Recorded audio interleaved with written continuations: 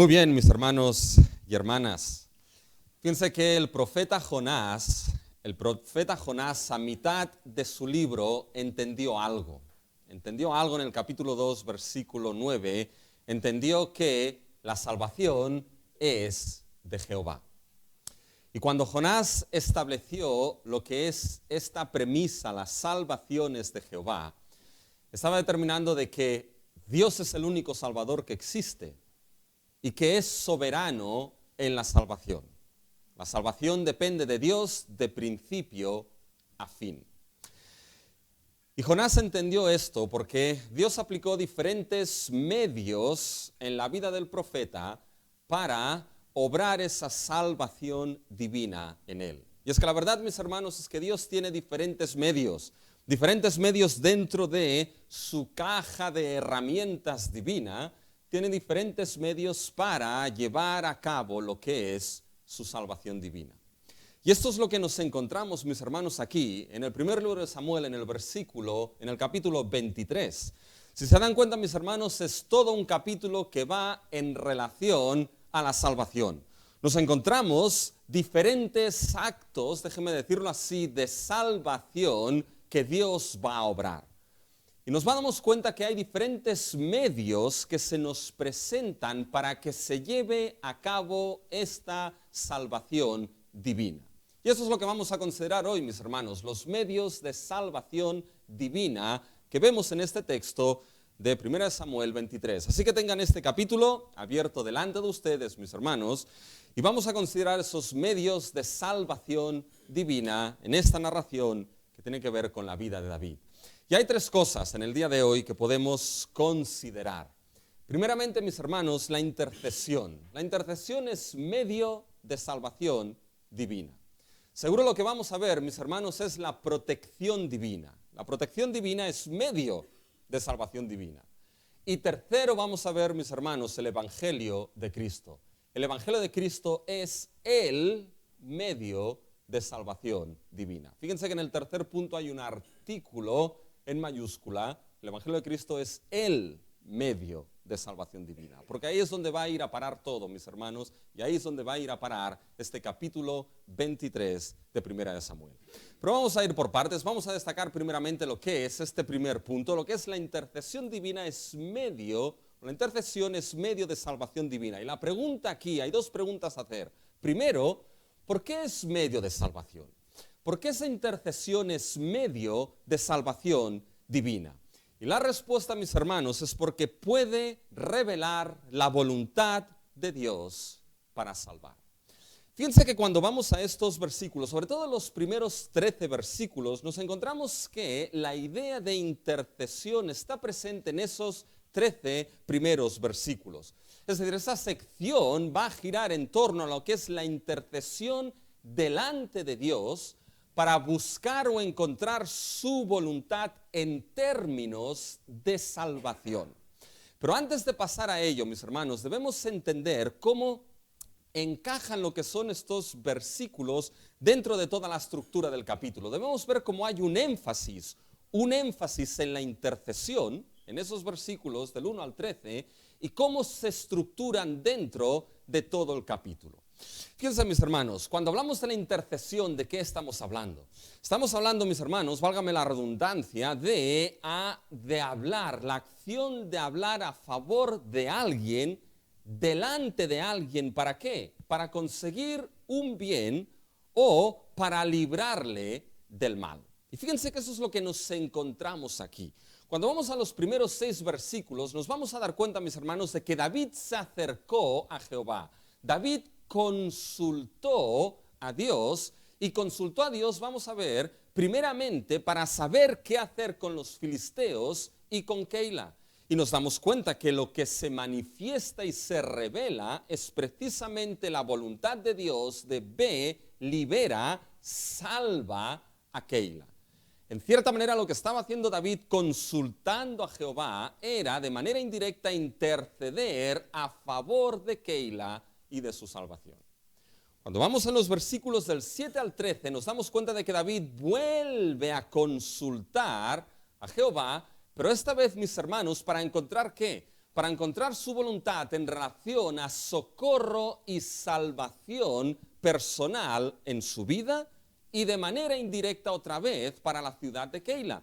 Va a consultar si Saúl va a ir a Keila, si los de Keila le van a entregar, para saber entonces qué hacer, si él tiene que salir y encontrar esa salvación y ese socorro. Por lo tanto, volvió a consultar a Jehová para ese socorro y para esa salvación personal y de manera indirecta veremos para la ciudad de Keila.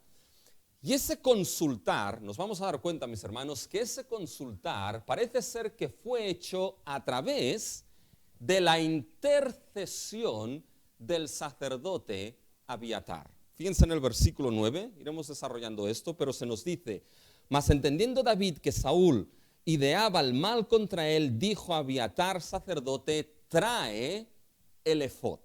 Por lo tanto, nos damos cuenta de que esa consulta a Jehová va a ser una consulta a través de la mediación o de la intercesión del sacerdote Abiatar. Por lo tanto, fíjense, mis hermanos, cómo la idea de consultar, interceder, aparece en estos primeros 13 versículos. Pero la estructura también es importante que la consideremos, mis hermanos, porque debemos entender algo. La escritura toda ella es inspirada por Dios, mis hermanos. En las palabras, en el contenido, es inspirada por Dios, pero también en su estructura, mis hermanos. Cuando los autores bíblicos, guiados por el Espíritu Santo, inspirados por el Espíritu, escribieron, mis hermanos, el texto, lo escribieron de una manera concreta, con una estructura concreta, para poder entonces transmitir lo que era el mensaje que les había sido dado. Por tanto, considerar a veces la estructura, mis hermanos, es como esa foto que nos va a indicar dónde recae el peso y la idea central de lo que el autor quiere comunicar. Y fíjense cuando vamos a los primeros 13 versículos, mis hermanos. Hay una estructura que se va repitiendo. Fíjense, mis hermanos, que en el versículo 1 se nos da aviso, se da aviso a David de que los filisteos entraban, mis hermanos, en Keila. Hay un anuncio. Si van al versículo 13, fíjense que hay otro anuncio, mis hermanos. Y es el anuncio de que David, en cierta manera, se levantó y se fue, escapó de Keila. Fíjense ahora en los versículos del 2 al 4, mis hermanos. David, en esos versículos, consulta y consulta 2 veces a Dios. Si van, mis hermanos, a los versículos del 9 al 12, se van a dar cuenta de que David vuelve a consultar, no 2 veces, sino 2 cosas a Dios. ¿Vendrá Saúl? ¿Me entregarán los de Keila? Fíjense, mis hermanos, ahora en el versículo 5. David salva a Keila. Los versículos del 7 al 8, Saúl casi ataca a Keila, pero Keila nuevamente salvada porque David escapó. ¿Se dan cuenta cómo la estructura se va repitiendo? Y esta estructura se repite y se cierra toda en un versículo. ¿Saben en cuál versículo se cierra? ¿Dónde recae el peso? En el versículo 6, mis hermanos, donde se nos dice: y aconteció que cuando Abiatar, hijo de Ahimelech, huyó siguiendo a David a Keila, descendió con el efod en su mano. Por tanto, mis hermanos, la presencia de Abiatar el sacerdote, la presencia del efod, que ya explicaremos esto, es fundamental aquí. La presencia del sacerdote, que va a ser mediador, intercesor, va a ser fundamental para que David consulte a Dios. Por tanto, con esta estructura lo que nos damos cuenta, mis hermanos, es que parece ser que cuando David consultó a Dios, no consultó de cualquier manera, mis hermanos, sino que consultó a través de la intercesión del sacerdote, ya que los sacerdotes tenían esta función. Consultó a Dios a través de la intercesión del sacerdote. Lo iremos explicando, pero fíjense, mis hermanos, que esto no está alejado de lo que ya vimos la semana pasada en el capítulo 22. Porque hubo uno que se acusó de consultar a Dios a favor de David. Y ese verbo consultar, que lo vamos a ver, que aparece en el capítulo 23, ya ha aparecido en el capítulo 22. Vayan al capítulo 22 en el versículo 10, mis hermanos. Fíjense lo que dice: el cual consultó, se refiere a Ahimelech, el padre de Abiatar, el cual consultó por él a Jehová. ¿Se dan cuenta? El sacerdote consulta, intercede a favor de David delante de Jehová. Fíjense ahora en el versículo 15 de este capítulo 22. He comenzado yo desde hoy a consultar por él a Jehová. ¿Se dan cuenta? El mismo verbo consultar que aparece en el capítulo 22, lo veremos en el capítulo 23. Y se consultó a través del sacerdote que intercedió a favor de David delante de Jehová. Por tanto, parece ser que esto es lo que nos encontramos en ese consultar de David a Jehová para saber qué hacer ahora con los filisteos y con Keila. Vamos a ver, esa consulta a través de esa intercesión. Eso es lo que nos muestran, mis hermanos, esos primeros 13 versículos. Nos damos cuenta de esto. Y fíjense que aquí la intercesión, como hemos dicho, es medio de salvación divina porque va a revelar la voluntad de Dios en esa salvación para Keila. Y fíjense, ¿qué es lo que sucede? ¿Cómo empieza el versículo 1? Llegan noticias, mis hermanos. Llegan noticias a David de que los filisteos están entrando a Keila. Y es curioso, es bien curioso, lo veremos, que las noticias llegasen a David. Fíjense el versículo 1. Dieron aviso a David diciendo, he aquí que los filisteos combaten a Keila y roban las eras. Mis hermanos, Keila era una ciudad la cual estaba en territorio de Judea, en territorio de Judá. Era una ciudad la cual estaba situada al sureste de Gad, que era ciudad en territorio filisteo. Y Keila era una ciudad la cual estaba fortificada. Tenía murallas, tenía puertas. Saúl nos informa de esto. Fíjense, mis hermanos, en el versículo 7, Saúl mismo lo dice. Dice, se ha encerrado entrando en ciudad con puertas y cerraduras. Por tanto, era una ciudad fortificada que estaba en territorio de Judá, al sureste de Gad, ciudad filistea, pero Keila tenía una característica, una particularidad, mis hermanos. Keila era una ciudad la cual estaba bastante alejada de otras ciudades del territorio de Judá. ¿Qué quiere decir esto? Quiere decir, mis hermanos, que la hacía carne de cañón para las incursiones filisteas. Y eso es lo que nos encontramos aquí. Los filisteos entraron, mis hermanos, en Keila y robaban las eras. ¿Qué es lo que estaban haciendo? Bueno, se estaban llevando el grano, se estaban llevando el trigo, estaban expoliando, mis hermanos, a Keila y llevándose todas las cosas. Y estas noticias llegan a David. Y es curioso que llegasen a David. ¿Saben por qué? Porque, mis hermanos, acuérdense de que aquel que tenía la responsabilidad de salvar a su pueblo, ¿quién era, mis hermanos? Era el rey. ¿Se acuerdan? El rey, como vimos la semana pasada, era rey, buen pastor y salvador. Y aquí, mis hermanos, el rey todavía en la escena, mis hermanos, ¿quién era? Era Saúl. Eso era responsabilidad de Saúl. Saúl es quien hubiese tenido que ir, mis hermanos, a Keila para liberar y acabar con esos filisteos. Es más, ese es el propósito por el cual Dios llamó a Saúl. ¿Se acuerdan? Hagan un poco de memoria, mis hermanos. Ya sé que a veces estamos a hacer un poquito de memoria. Cuando Dios le dijo a Samuel, esta mañana te voy a traer a un hombre que va a tener una función concreta y determinada. Fíjense, vayan al capítulo 9, mis hermanos. Fíjense en el capítulo 9. Esto es como los exámenes, es acumulativo, mis hermanos. Y ahora tienen que saberse todo lo que va antes. ¿Ya? Fíjense en el capítulo 9, mis hermanos, versículo 16, lo que Dios le dice a Samuel en relación a Saúl. Dice, mañana a esta misma hora yo enviaré a ti un varón de la tribu de Benjamín, ese es Saúl, el cual ungirás por príncipe sobre mi pueblo Israel y salvará a mi pueblo de mano de los filisteos. Porque yo he mirado a mi pueblo por cuanto su clamor ha llegado hasta mí. ¿Qué tenía que hacer, mis hermanos, Saúl? Dios le escogió para que liberase a mi pueblo de los filisteos. Aquí tenemos los filisteos entrando en Keila y, mis hermanos, las noticias no llegan a Saúl, sino a quién llegan, mis hermanos, a David.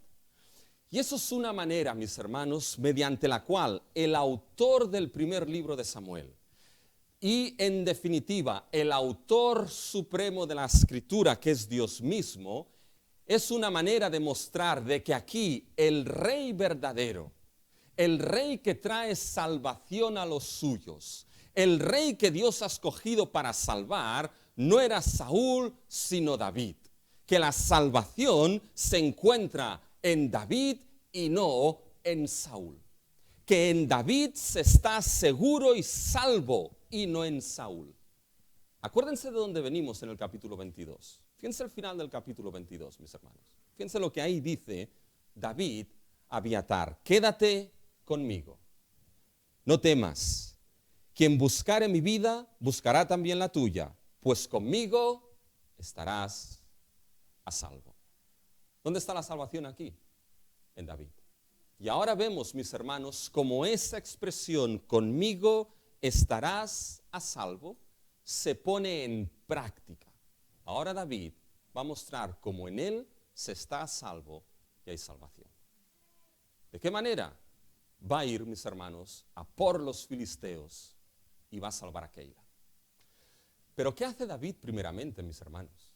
Bueno, David, fíjense que no empieza a organizar a su ejército, ese ejército, hermanos, afligidos, endeudados y angustiados, ¿ya? Que ahora ya no tenía 400, ahora tenía 600.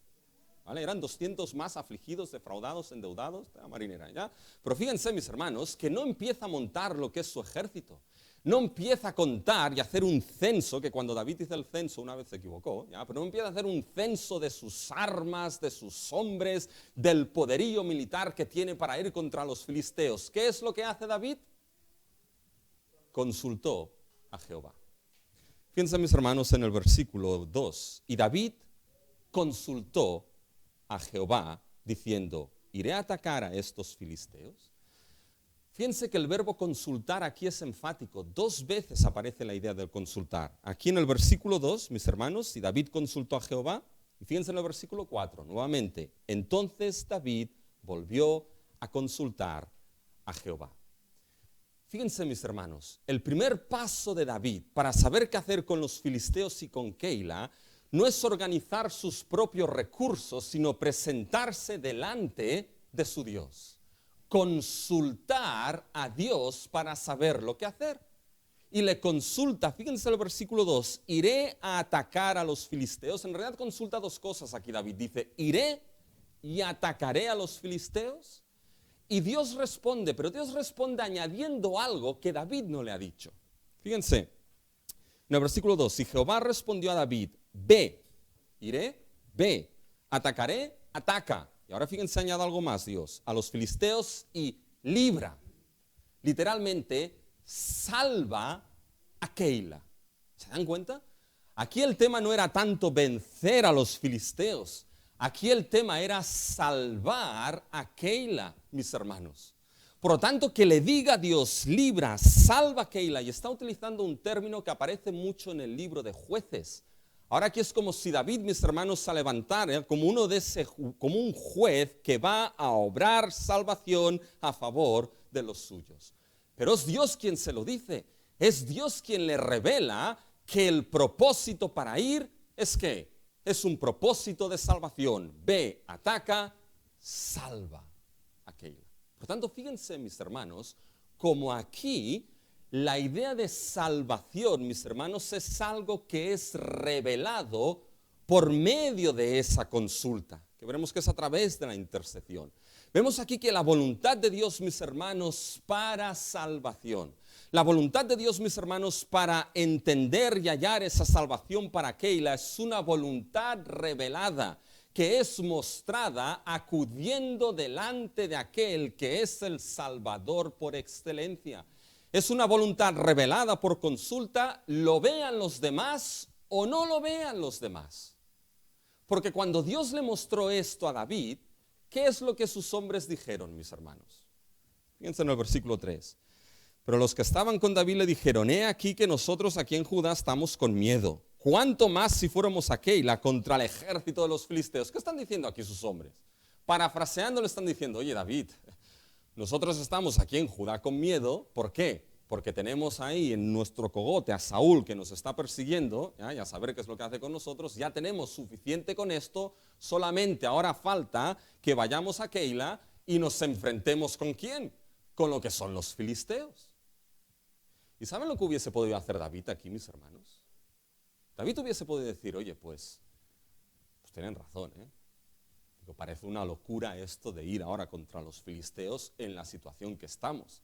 Además, esos filisteos grandoyotes preparados con todo y nosotros aquí, ahora que tenemos 600 hombres, pero bueno, que no están muy finos, quizá algunos de ellos, pues parece una locura. ¿Sabes qué? Oye, me quito esto de ir a Keila y me quito esto de la salvación y esas cosas de la mente. Porque mis hermanos, muchas veces lo que es mis hermanos, el miedo de otros, o la ceguera de otros, o el no ver de otros, mis hermanos, puede hacer muchas veces que nos echemos atrás en lo que es la voluntad de Dios. Dios se lo reveló claro a David: ve, ataca y salva. La cuestión aquí, mis hermanos, ¿qué tiene prioridad? ¿La voluntad del hombre o la voluntad de Dios? Pero ¿qué es lo que hace David? David no les dice: oye, no, que aquí Dios me lo ha revelado, que yo aquí soy canal directo y me lo ha revelado. No. Vuelve a consultar, ¿se dan cuenta? Otra vez vuelve a acudir delante de Jehová. Fíjense en el versículo 4. Entonces David volvió a consultar a Jehová, y Jehová le respondió y dijo: levántate. Casi le dice lo mismo que antes, pero no es lo mismo. Fíjense: levántate, desciende a Keila, pues yo entregaré en tus manos a los filisteos. En el versículo 2, mis hermanos, le ha dicho: ve y libra. Le revélase esa voluntad salvadora. Ahora le dice: yo entregaré en tus manos a los filisteos. Con esa voluntad revelada en relación a la salvación, ¿qué es lo que hizo entonces, mis hermanos, David y los hombres? Fíjense el versículo 5, Fue pues David con sus hombres a Keila y peleó contra los filisteos, se llevó sus ganados y les causó una gran derrota. Y fíjense ahora al final del versículo 5, y libró David a los de Keila. Pongámonos de acuerdo. Yo entregaré a los filisteos, dice Jehová, y libró David a Keila. ¿Quién salvó aquí, mis hermanos? ¿David o Dios?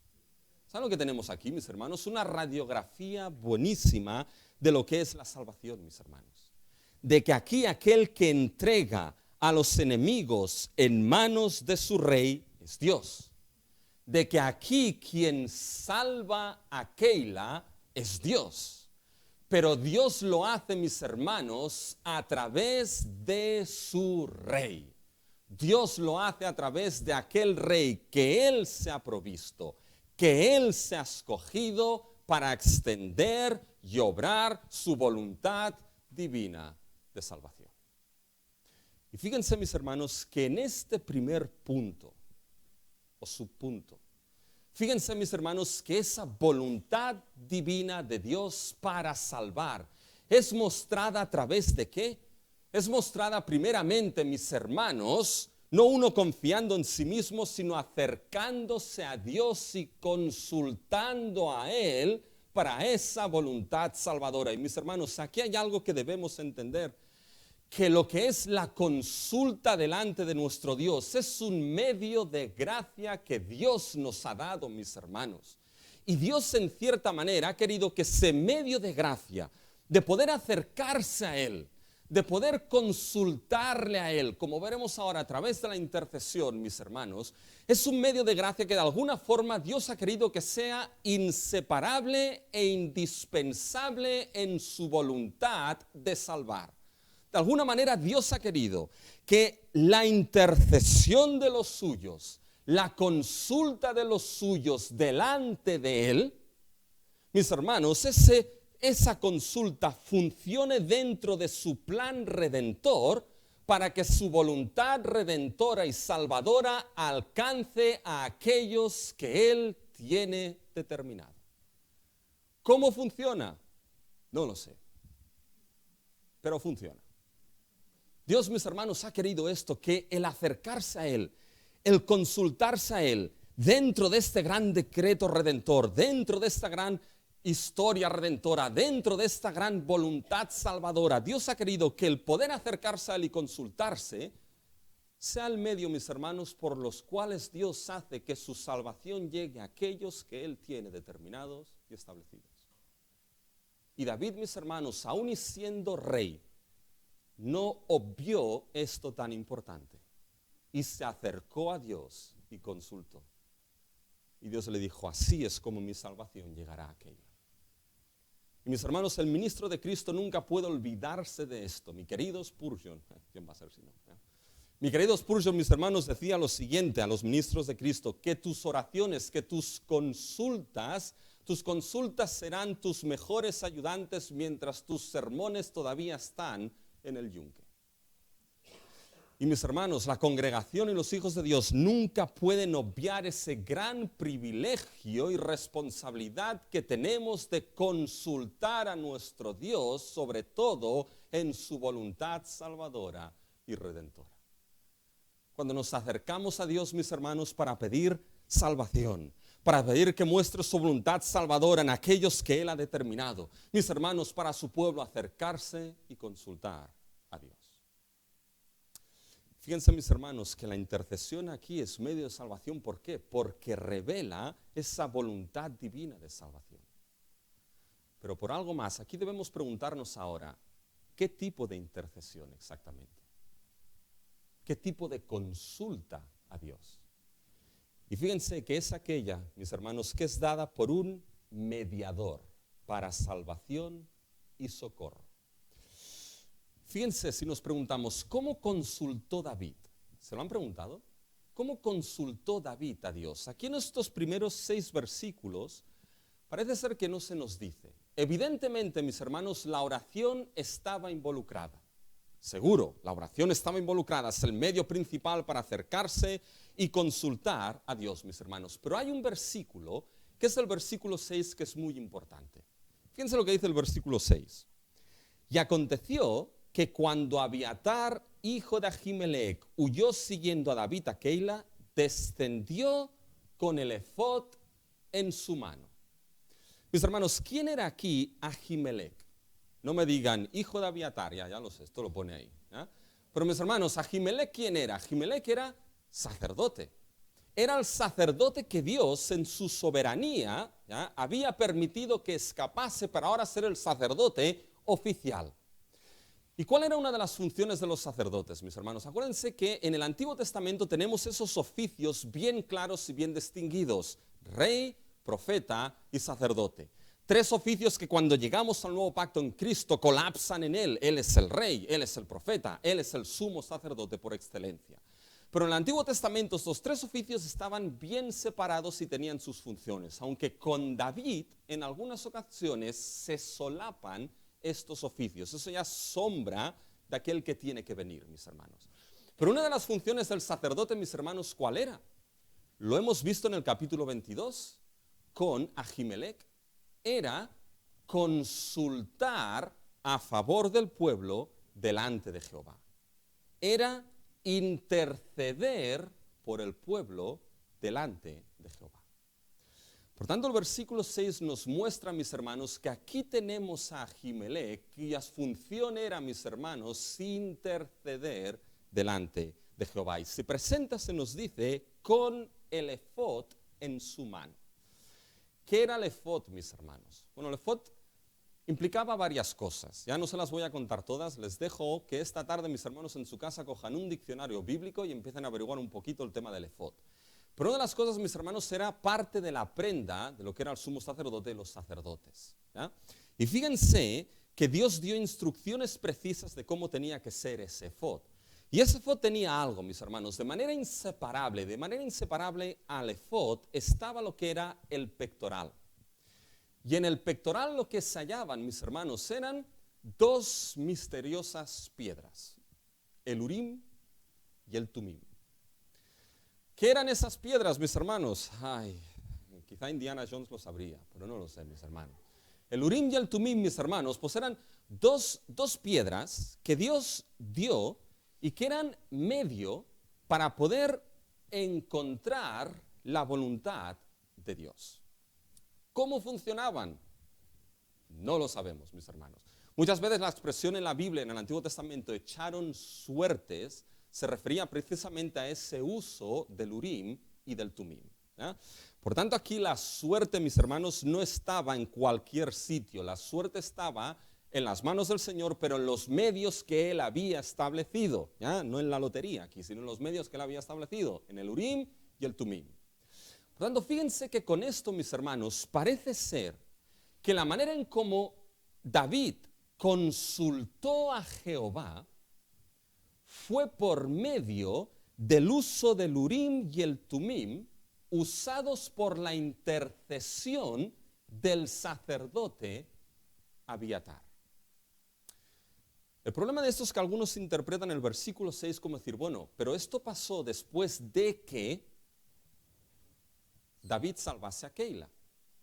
Parece ser que esto es lo que pone en el versículo 6, pero el versículo 6 puede leerse, mis hermanos, de la siguiente manera. Fíjense, dice, y aconteció que cuando Abiatar, hijo de Ahimelech, huyó siguiendo a David en lo referente a la situación de Keila, descendió con el efod en su mano. Ese versículo puede traducirse así. Por tanto, parece ser, mis hermanos, que en lo referente a Keila, Abiatar descendió también, mis hermanos, con David.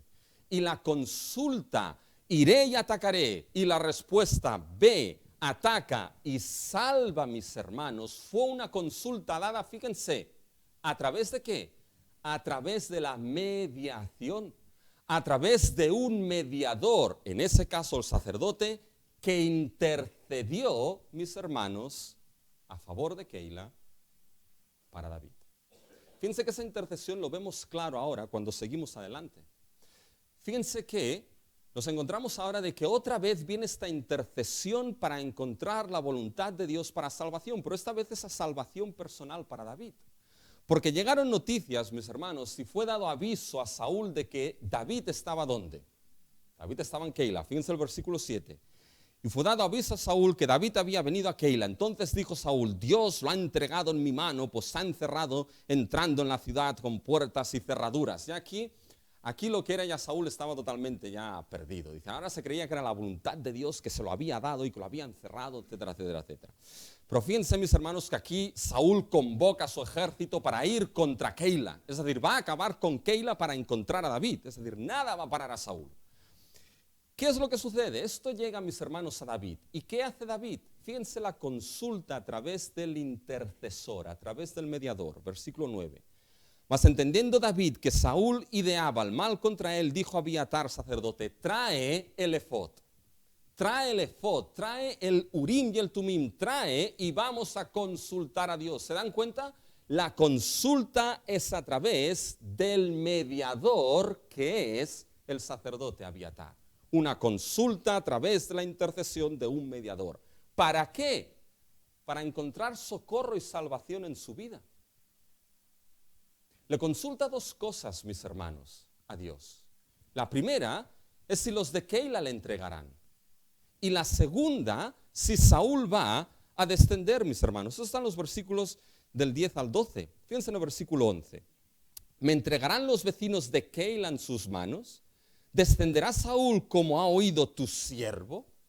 Pregunta estas dos cosas, ¿para qué? Para saber qué hacer, para hallar ese socorro y esa salvación en esa situación de peligro y angustia personal. Y Dios responde, y es curioso, responde a la inversa. Responde primero a la segunda pregunta, que es, ¿descenderá Saúl? ¿Y qué es lo que le dice Dios, mis hermanos, en el versículo 11? Jehová Dios de Israel, te ruego que lo derives a tu siervo. Y Jehová dijo, sí, descenderá. Responde primero la segunda porque de la segunda depende todo, mis hermanos. Si Saúl desciende, entonces David, ¿qué? Está en peligro. David necesita socorro, David necesita salvación, y no solamente David, sino también Keila. Porque si Saúl no tuvo miramientos en acabar con Nob y 85 sacerdotes y hombres, mujeres y niños de Nob, no va a tener ningún miramiento en acabar con Keila para encontrar a David, mis hermanos. Por lo tanto, si desciende y le dice sí, bueno, ahora viene la segunda pregunta. Oye, ¿me entregarán los vecinos de Keila? Porque evidentemente, mis hermanos, era muy probable que fuese que sí. Porque los de Keila habían oído lo que había pasado con Nob. 85 pusieron la tele y salieron las noticias de la mañana, mis hermanos. Breaking news, ¿ya? Exclusiva. 85 sacerdotes muertos a mano de Doeg. Nob arrasada por Doeg el edomita, niños, hombres, mujeres. ¿Qué crean que pensarán, mis hermanos, los de Keila? Dice, bueno, esto tiene que ver con David. Pues lo más probable para salvarnos de eso, entreguemos a David, mis hermanos. Fíjense que aquí las lealtades a veces por situaciones cambian de manera muy, muy, muy rápida, mis hermanos. Y fíjense que fue así con nuestro Señor Jesucristo. Es triste esto, porque aquellos a los que David salvó, ahora son los que le van a vender. Y no fue así con Cristo, mis hermanos. Aquellos a los que Él vino a salvar fueron, mis hermanos, aquellos que le dieron la espalda. Aquellos a los que Él vino a salvar, mis hermanos, fueron aquellos que le negaron. Aquellos a los que vino a salvar fueron los que le dejaron solos, colgado en aquella cruz, mis hermanos. ¿Se dan cuenta cómo en David siempre vemos la sombra del que tiene que venir, Cristo y el Evangelio? Y Dios le dice, sí, te entregarán. ¿Y qué es lo que hace David? Bueno, David no fue tonto. Fíjense, mis hermanos, en el versículo 13. David entonces se levantó con sus hombres, que eran como 600, y salieron de Keila, y anduvieron de un lugar a otro. ¿Se dan cuenta, mis hermanos? Fíjense aquí, la consulta a Dios fue dada a través de ¿qué? A través de un mediador, que reveló para David el socorro y la salvación a su vida. ¿Se dan cuenta? Intercesión por un mediador que trajo socorro y salvación a la vida de David. Mis hermanos, cuando cerramos este primer punto, ¿saben? Hay dos cosas que debemos aprender aquí. La primera que estos primeros 13 versículos nos muestran es la importancia, mis hermanos, la importancia de la consulta continua delante de nuestro Dios. La consulta en nuestra vida y sobre todo la consulta a Dios en aquellas situaciones, mis hermanos, de angustia, de peligro, de necesidad, mis hermanos, que podemos encontrarnos en nuestra vida, porque tenemos la tendencia, cuando nos estamos en esas situaciones, ¿saben qué? A buscar nuestro propio camino, a abrir nuestra propia senda, a abrir nuestro propio mar rojo, y nos olvidamos de que tenemos un Dios que es el Dios de nuestra salvación y el gran privilegio de poder acudir delante de Él y de consultar para que Dios dé socorro y salvación en nuestra vida, mis hermanos. Fíjense, mis hermanos, que esto es algo precioso. Estás afanado, en peligro, en angustia, ve y consulta a tu Dios. Pero saben, la consulta aquí no es que vayas con dos piedras y las tires para saber cuál es la voluntad de Dios en ese sentido. Porque tu consulta es igual que la consulta de David. Porque tu consulta es dada a través de aquel que es tu mediador delante del trono. Y esto, mis hermanos, nos lleva a lo segundo a aprender aquí. Que nuestra consulta delante de Dios para salvación, socorro y ayuda en nuestra vida es dada a través de la intercesión de aquel que es nuestro sumo sacerdote, nuestro Señor Jesucristo. Él es, mis hermanos, aquel que está a la diestra del Padre e intercede continuamente por nosotros. Y cuando en tu debilidad, cuando en tu angustia, cuando en tu falta de socorro, cuando en tu tentación te acercas al trono de gracia, te acercas a aquel que es tu sacerdote misericordioso, capaz de compadecerse de ti, te acercas delante del trono para hallar gracia y pronto auxilio en tu vida. Porque tu consulta llega a través de la intercesión de nuestro Señor Jesucristo. ¿Qué dice Hebreos 4:16? Acerquémonos pues confiadamente al trono de la gracia para alcanzar misericordia y hallar gracia para el oportuno socorro. No te olvides que tienes a Jesucristo, quien puede compadecerse y se compadece de ti, de tus debilidades. Tienes a Jesucristo, tu intercesor, tu mediador a la diestra del Padre en ese trono de socorro, para que a través de él consultes a tu Padre. Socorro, ayuda, sálvame, Señor. La cuestión es que consultarás a tu Dios para salvación, para socorro. Consultaremos a nuestro Dios para eso, mis hermanos. Ese es el primer medio que nos muestra aquí, esa historia de David, que esa intercesión es medio de salvación, pero ahora nos muestra otro medio, mis hermanos.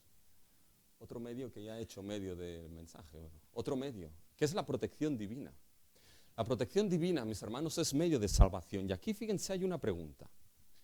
¿Cómo se expresa la protección divina? Y se expresa por tres medios aquí, mis hermanos. Primero, por el medio de su soberanía protectora. Fíjense que ahora entramos, mis hermanos, en la segunda sección del texto, del 14 al 28. Y no podemos perder el fluir del argumento aquí. David consultó, Dios le reveló lo que sucedería y entonces tanto David como Keila fueron salvas, mis hermanos. Fíjense el versículo 13. David entonces se levantó y se fueron. Pero ¿qué sucede? Saúl se entera, mis hermanos. Fíjense el versículo 13. Después del punto, y vino a Saúl la nueva de que David se había escapado. En lugar de una i, ahí es mejor un pero. David se fue, sus hombres se fueron andando de un lado a otro, pero le llegó esto la noticia a David. ¿Ven cómo en la Biblia siempre hay peros, mis hermanos? Algunos buenos y algunos malos, ¿ya? Ese pero le llegó la noticia a Saúl. Y ¿saben qué? David estaba utilizando una táctica militar muy buena. David sabía las cosas, ¿ya? Fíjense, mis hermanos, que se nos dice de que David y sus hombres venían de un lugar a otro. Es decir, no estaban en un lugar fijo, mis hermanos. ¿Por qué? Porque la mejor manera para que no te pillen, ¿saben qué es? Estar, mis hermanos, de un lugar a otro. Aquellos que cometen un delito, mis hermanos, no suelen quedarse mucho tiempo en un sitio, van de un lugar a otro para que la policía no los encuentre. Es una táctica militar importante. David escapaba, por tanto iba de un lugar a otro y eso hacía mucho más difícil para Saúl y sus hombres encontrarle. Y no solamente esto, sino aprovechar lo que era, mis hermanos, el terreno. Las cuevas, las grietas, los montes, los lugares elevados para poder esconderse y no ser encontrado por Saúl. Fíjense qué es lo que vemos aquí. Iban de un lugar a otro y descendieron, mis hermanos, se nos dice, al desierto de Zif. Fíjense el versículo 14. Y David se quedó en el desierto en lugares fuertes y habitaba en el monte, en el desierto de Zif. Eso es bien entrado ya, y eso es importante, en territorio de Judá, bien profundo. Por tanto, ahí David iba de un lugar a otro, cogía las cuevas, los montes y todo para esconderse, para que para que Saúl no lo encontrase. Pero el versículo 14, el final es precioso, mis hermanos. Fíjense el final del versículo 14. Y lo buscaba Saúl todos los días, pero Dios no lo entregó en sus manos. ¿Se dan cuenta, mis hermanos? Dios no lo entregó en sus manos. Mis hermanos, ¿no fue primeramente la astucia de David de ir de un lugar a otro lo que le salvó? ¿No fue primeramente las cuevas, las grietas, los lugares altos y los montes lo que salvó a David de ser encontrado, mis hermanos, por Saúl? ¿Saben lo que salvó y protegió a David, mis hermanos?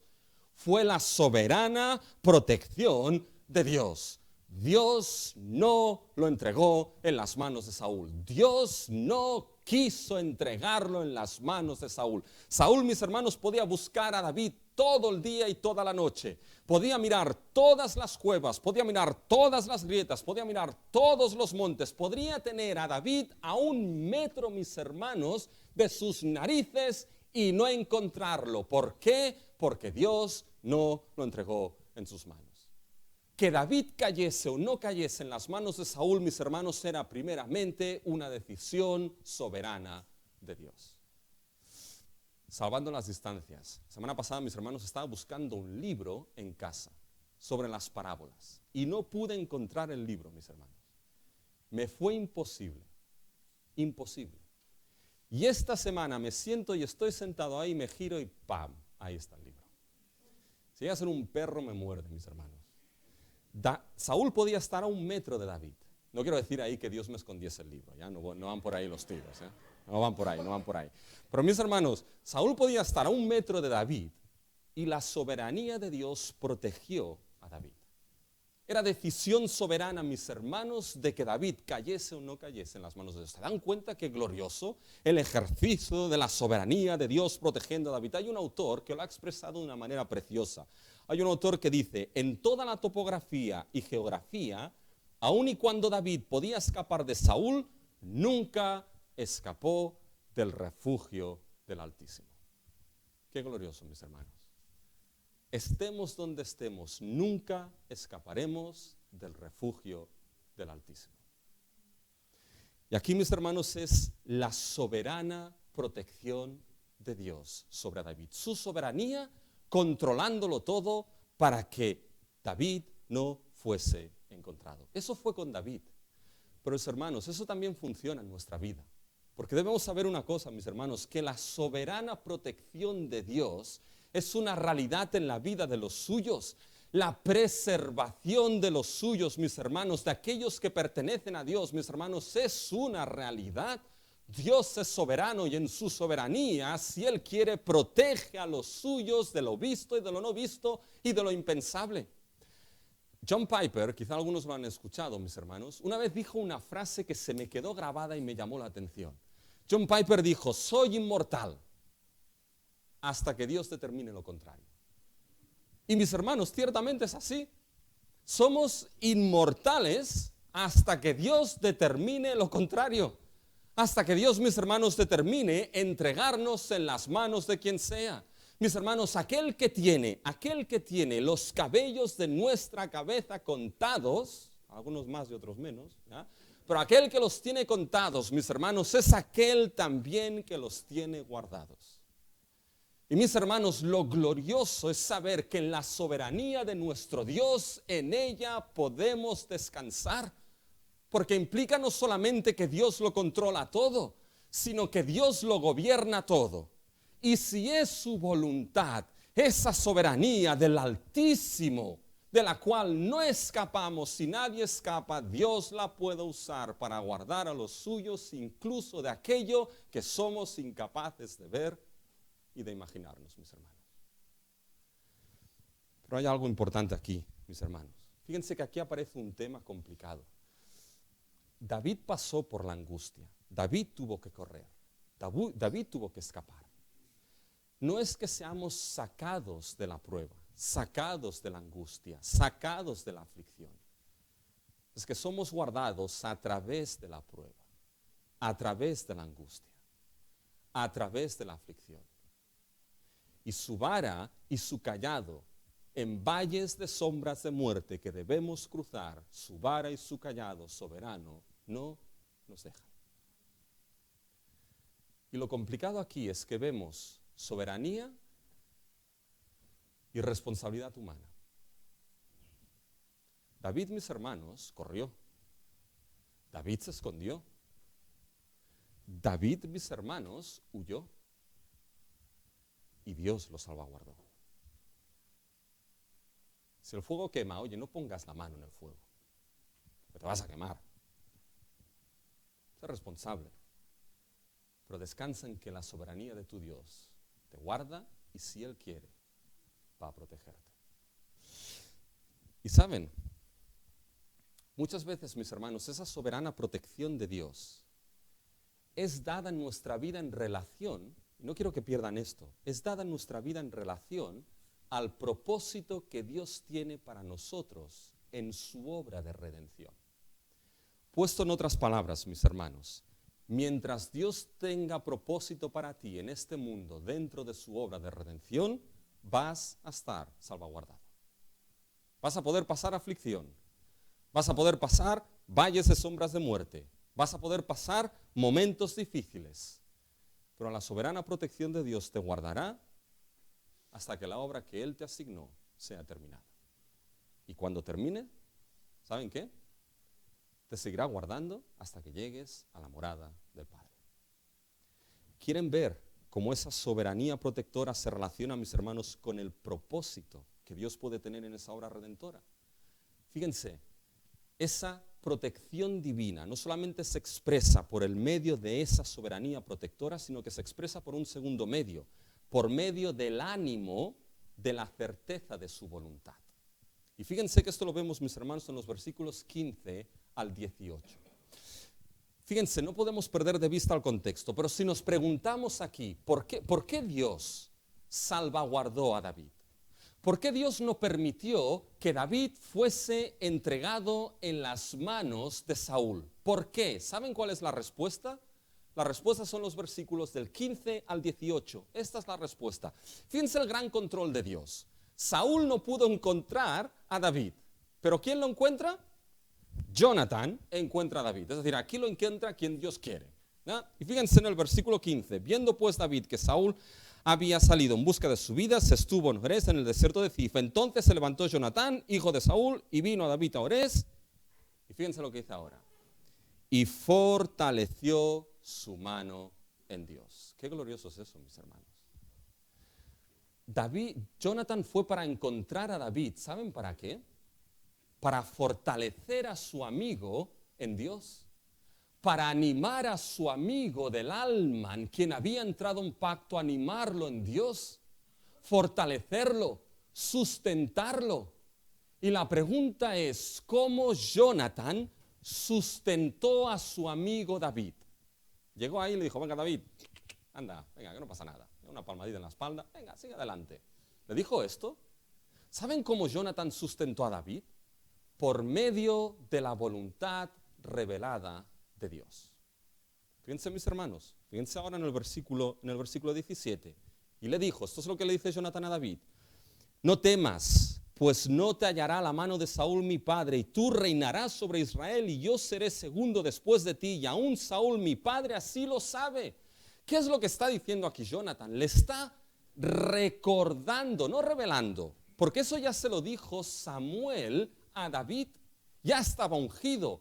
La voluntad de Dios aquí ya era una voluntad revelada, no era algo que tenía que descubrirse de lo que eran los confines escondidos del universo, era la voluntad revelada de Dios.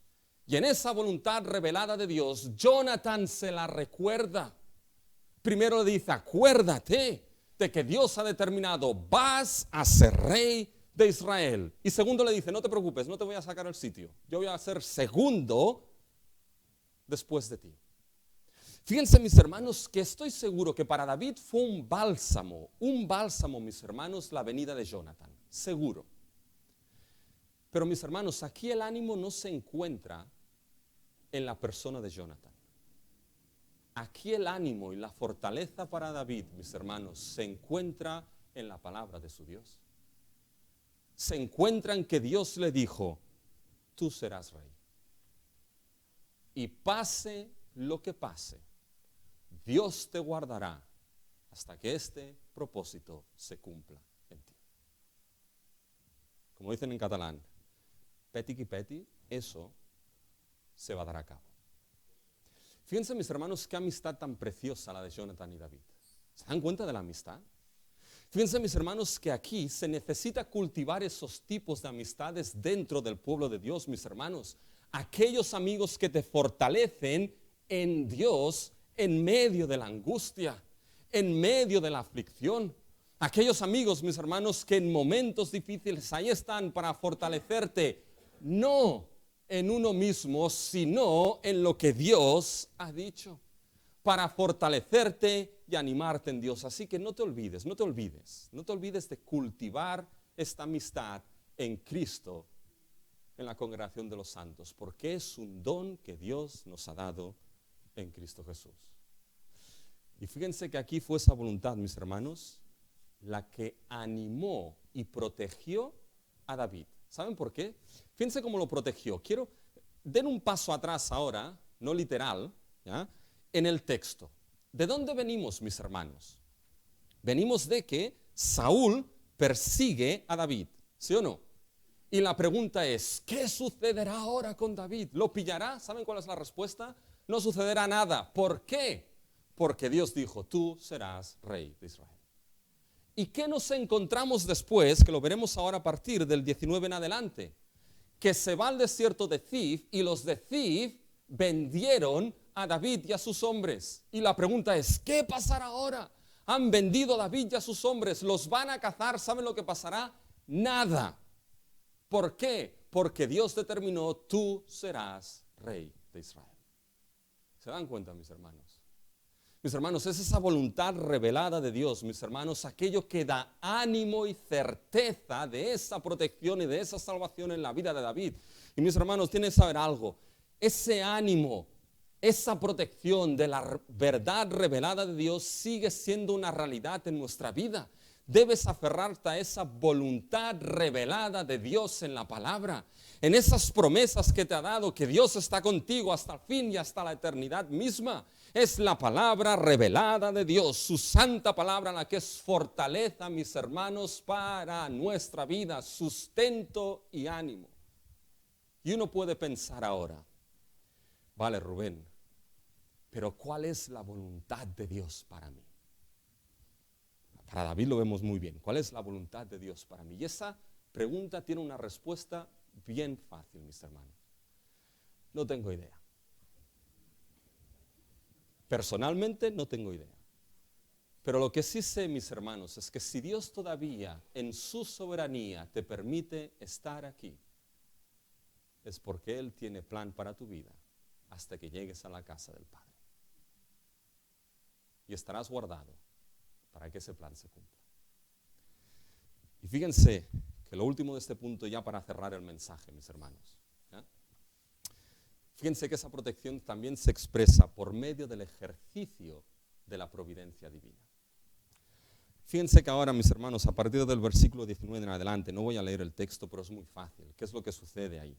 Los de Zif van a Saúl y le dicen, oye, Saúl, David está en nuestro territorio, vente. Va Saúl y les dice, benditos de Jehová, los bendice. Este hombre ya está totalmente ido, dice, los bendice. Dice, y entonces dice, mirar por todas partes, ir y mirar cuevas, refugios, todo. Aseguraros de que alguien los ha visto, porque este David no es tonto, es astuto, es inteligente. Y entonces decirme, y yo voy a ir con toda mi caballería, al 7º de caballería, ahí a acabar con David. Y esto llegó a David, mis hermanos. Ahora a partir del versículo 26 en adelante, el texto cuando lo leen, se acelera el texto, se acelera. Va rápido, ¿por qué? Porque nos encontramos un monte y por un lado, mis hermanos, va Saúl y todo su ejército. Por el otro lado, mis hermanos, va David y sus 600 hombres. Y el texto se acelera, ¿por qué? Porque detrás de David, mis hermanos, está ahí Saúl persiguiéndole y le está pisando los talones. Y el lector está leyendo, dice, lo va a pillar, es que lo va a pillar hasta que llega al versículo 27. Y entonces, fíjense, vino un mensajero a Saúl diciendo, ven luego porque los filisteos han hecho una irrupción en el país. Volvió por tanto Saúl de perseguir a David y partió contra los filisteos. ¿Se dan cuenta? Mis hermanos, esto es providencia divina. Dios usó a los enemigos de David para ahora ser sus salvadores. Y controlándolo todo y gobernándolo todo, Dios, mis hermanos, hizo ese Dios soberano, porque la providencia de Dios en cierta manera es el ejercicio de su soberanía puesta en práctica. Incluso, mis hermanos, hizo que esos filisteos ahora entrasen para que Saúl tuviese, mis hermanos, que dejar de perseguir a David. Divina y sublime providencia, mis hermanos. Y qué glorioso saber, ¿saben? Qué glorioso saber que tenemos un Dios que es capaz de controlar el mar, la tierra, el cielo, lo creado, lo visible, lo invisible, para poder proteger a los suyos, mis hermanos. Pero quieren que les diga una cosa, y con esto de verdad termino. Déjenme 3 minutos solo. No me los cuenten.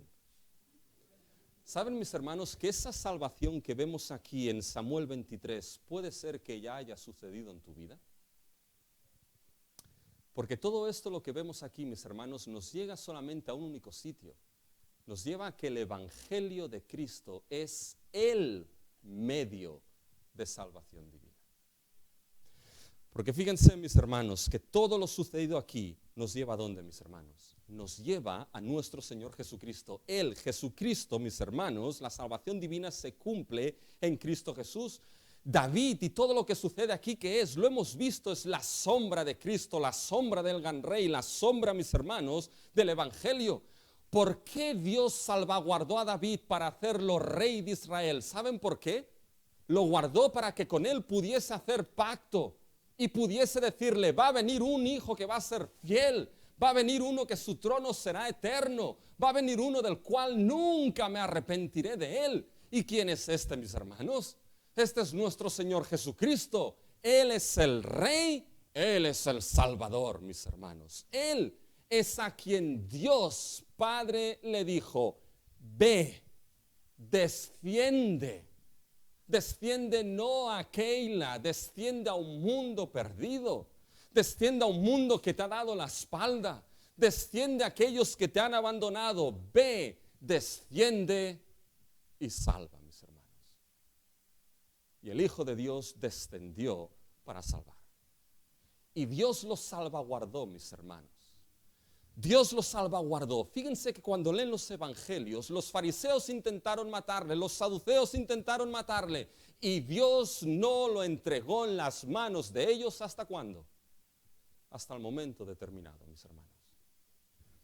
Y fíjense lo que dice Pedro en Hechos 2. Fíjense, mis hermanos, en Hechos 2.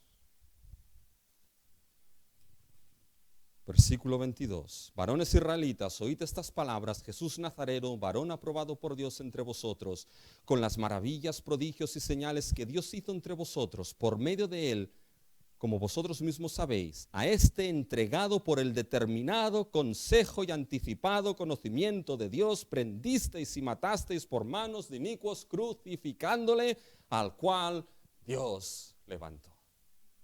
Cuando fue el tiempo de Dios, Dios dijo: ahora mi hijo es entregado. Pero siendo entregado en aquella cruz, no te olvides de algo. En aquella cruz vemos al Rey de Reyes.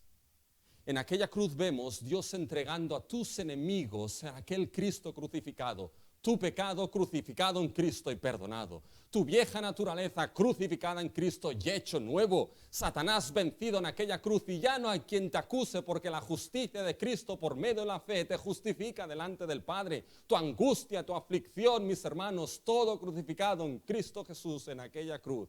Y Dios lo levantó. Para que ahora Él sea, ¿qué? Tu mediador delante del Padre en momentos de socorro y debilidad en tu vida. Y puedas ver esa salvación diariamente en ti hasta el día que te presentes delante de tu Padre. Quizá alguien puede pensar aquí: pero Rubén, aquí hay algo que no me cuadra. Dios no entregó a David, lo salvaguardó, pero Dios sí que permitió entregar a su hijo en manos inicuas en aquella cruz. Y aquí está el punto. Dios quiso entregar a su hijo en aquella cruz para que entonces tú en él nunca seas entregado y desamparado de tu Dios.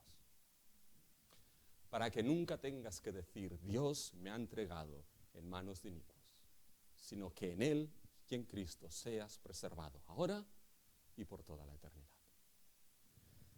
Samuel 23 acaba con una piedra, con un monte, el nombre Selah Hamá Lekot, peña de las divisiones.